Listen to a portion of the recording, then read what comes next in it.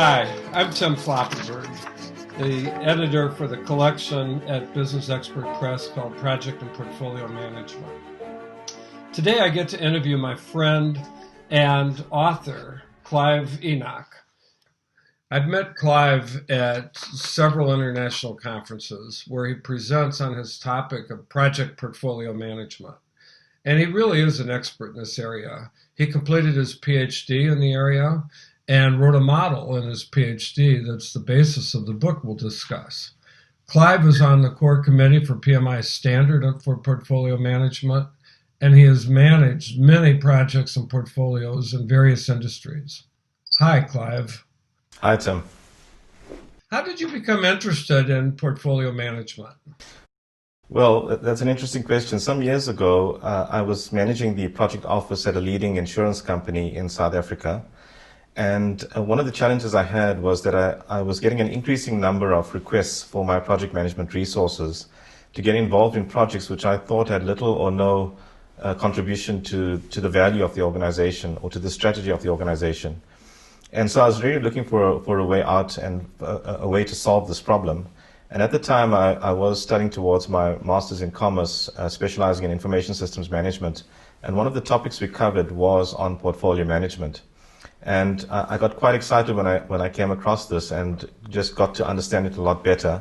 And I realized that portfolio management was quite essential for organizations to ensure that they were making the right investments rather than just investing in any odd project. I think that's really important because if we do the wrong projects, we're not getting any return. So why did you write the book? Well, after I had completed my master's, I realized that there was a lack for a proper model for portfolio management.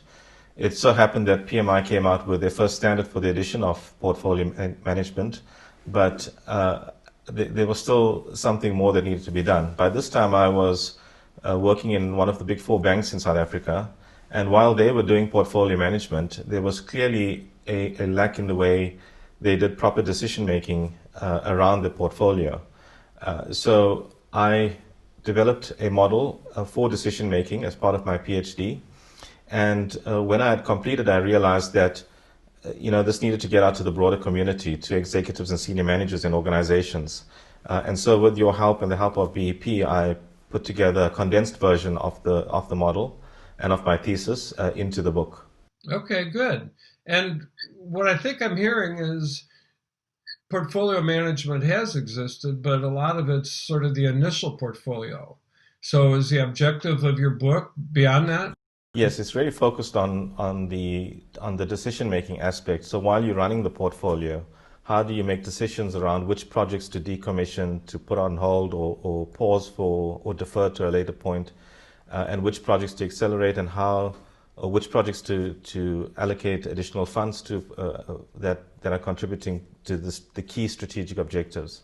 So that's what the model aims to do. The objective really is to look at using multiple criteria to evaluate your projects and their contribution to the strategic objectives, and not just the individual contribution, but the cumulative contribution of multiple projects. And so through that process, we can enable better decision making. Good. So it sounds like it enables executives to take an ongoing systematic view of their of all the projects that they're doing. And then finally, you did a second edition of the book and you added a chapter on benefits realization. Tell me about that. Yes, well, benefits realization and benefits management is quite critical in a whole portfolio management process because it really closes the loop so that you understand, the investments you've made and the assumptions you've made in doing those investments, whether they are realizing the benefits you had hoped for them to realize. And so benefits realization or management is really looking at it during the course of executing your projects, but also once the projects have gone live to ensure that you do track and see that your benefits have been realized. And quite importantly, it's choosing the right indicators, leading and lagging indicators, and also having ownership at an executive level for the benefits you're hoping to achieve. This really sounds like exactly the closing the loop that we need as organizations. So on behalf of many organizations that can get a better portfolio and better managed portfolio. Thank you for writing this book. Thank you very much, Tim.